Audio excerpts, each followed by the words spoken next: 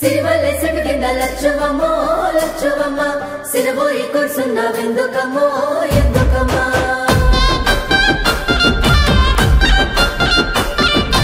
వచ్చింది వచ్చింది రైతు భరోసా వచ్చింది మన తెలంగాణ పల్లె సంబురాలతో మురిసింది వచ్చింది వచ్చింది రైతు భరోసా వచ్చింది మన తెలంగాణ పల్లె సంబురాలతో మురిసింది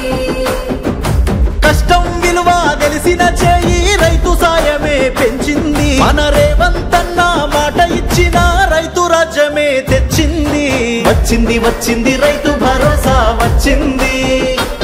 మన తెలంగాణ పల్లె సంబురాలతో మురిసింది ఓ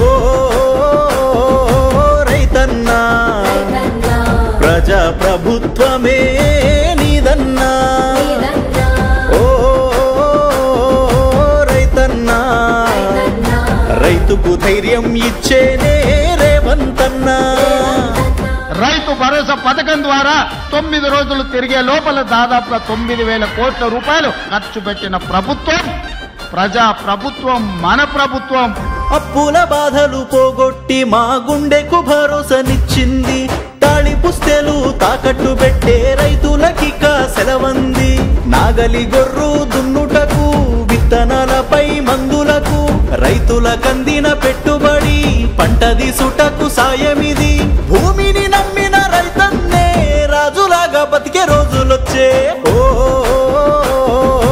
రైతన్నా